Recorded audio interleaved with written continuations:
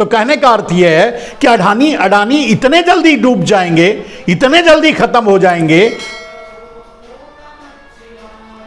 यह संभव नहीं है। समय लगेगा, खत्म होंगे, डूब जाएंगे, जेल भी जाएंगे, या तो देश छोड़कर भाग जाएंगे, लेकर के नरेंद्र मोदी उन्हें ले जाकर सेटल करके आ जाएंगे, जो भी होगा, लेकिन इतने जल्दी नहीं होगा, समय लगेगा। समय किस लिए लगेगा? क्योंकि बहुत पैसा जो नरेंद्र मोदी दबा के रखे हैं, ब्लैक मनी विदेशों में, वो पंप किया जाएगा अडानी की कंपनियों में, उसके शेयर को ऊपर उठाने के लिए, या अडानी को दिया जाएगा उस पैसे को खर्च करने के लिए, और उस पर कोई जांच भी नहीं होगी, कोई सवाल नहीं उठाएगा। और सवाल कौन उठाएगा? मीडिया भी तो अडानी और अंबानी का ही है, वो सवाल उठाएंगे नहीं, सरकार सवाल उठाने नहीं देगी, संसद में मीडिया सवाल उठाएगी नहीं, ब्यूरोक्रेट्स ईडी और आईटी में किसी में हिम्मत नहीं है कि जो उनके दरवाजे पर भी चले जाएं, तो सवाल उठाएगा कौन, जांच करेगा कौन? सुप्रीम कोर्ट मैनेज हो चुका है। तो आप समझ सकते हैं कि अडानी जैसे लोगों को बचाने के लिए आपका वो पैसा, देश का वो पैसा,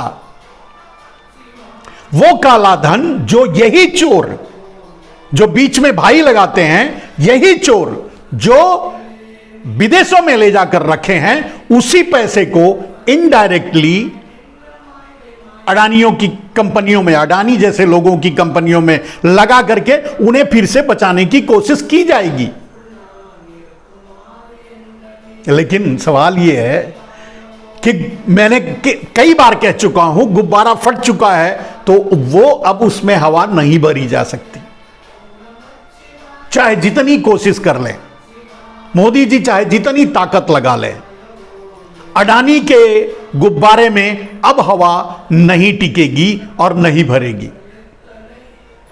अडानी सौभाग्यशाली है बस एक मामले में कि ये कांग्रेस की सरकार नहीं है। अगर कांग्रेस की सरकार होती तो हर्षद मेहता की तरह आज अडानी जेल में होते। हर्षद मेहता ने भी साइमल्टेनियसली इसी तरह का घोटाला किया था, इसी तरह का फ्रॉड किया था, लेकिन उसमें निचले स्तर के लोग भले ही इन्वॉल्व रहे हों, कुछ कांग्रेसी इन्वॉल्व भी हो सकते हैं, कुछ लोग इन्वॉल्व हो सकते हैं, लेकिन प्रधानमंत्री इन्वॉल्व नहीं थे, यह तो गारंटी है।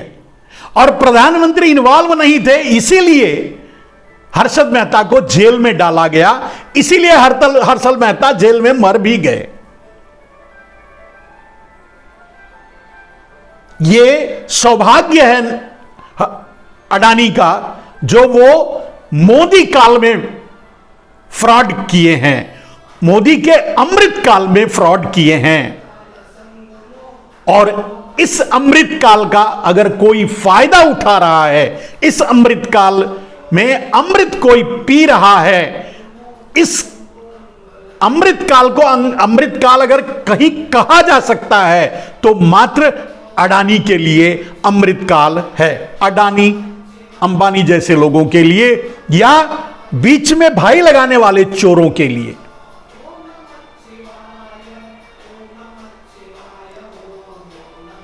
दोस्तों, पूरा देश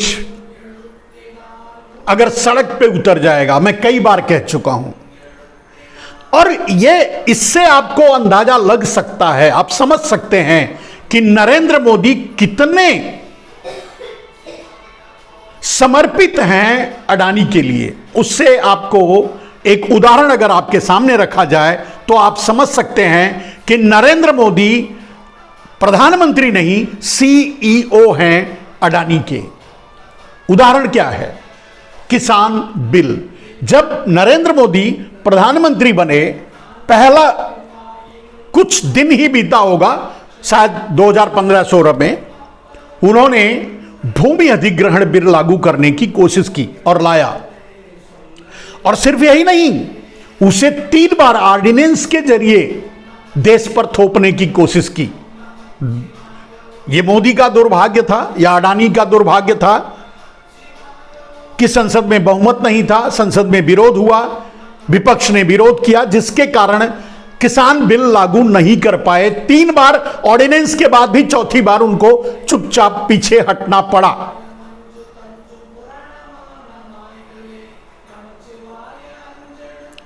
कितने समर्पित मित्र हैं।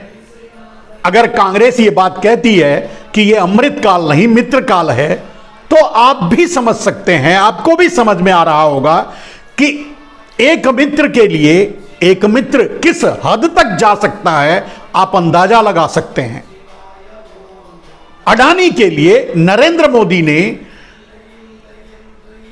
भूमि अधिग्रहण बिल लागू करने की कोशिश की, 3 बार ऑर्डिनेंस लाकर। यहां तक कि उस समय मैं जिन भारतीय जनता पार्टी के नेताओं से संपर्क कर रहा था, वो भी इसका खुलकर विरोध कर रहे थे कि ये गलत कर रहे हैं मोदी जी, ऐसा नहीं करना चाहिए। फाइनली 3 बार ऑर्डिनेंस के बाद भी नहीं जब लागू कर पाए तो पीछे हटना पड़ा, क्योंकि संसद में उसको पास नहीं करवा सकते थे।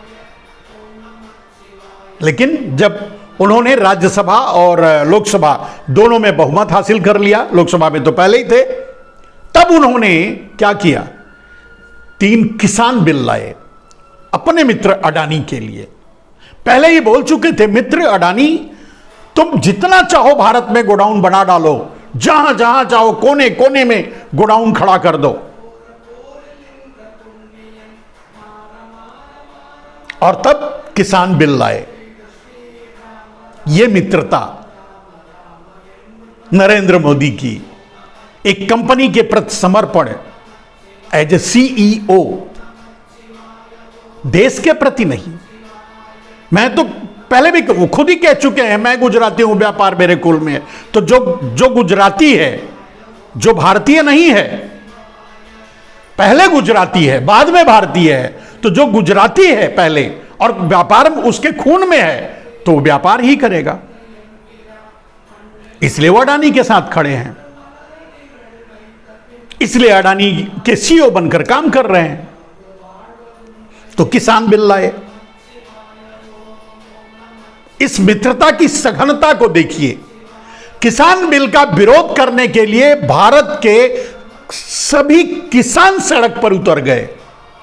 जिनको उन्होंने अपमानित किया, उन्हें आतंकवादी कहा, उन्हें खालिस्तानी कहा, उन्हें दक्षिणपंथी का क्या कम्युनिस्ट कहा, न जो उनको कहते बना उन्होंने कहा, लेकिन उनकी बात नहीं माने। 1 साल तक वो दिल्ली की सड़क पर बैठे रहे किसान, एक तरफ मित्र और दूसरे तरफ भारत के किसान। लेकिन लगा कि शायद उनको नुकसान हो जाएगा उत्तर प्रदेश के चुनाव में। तब बड़ी बारीकी से माफी मांगते हुए 3 किसान बिल वापस ले लिया।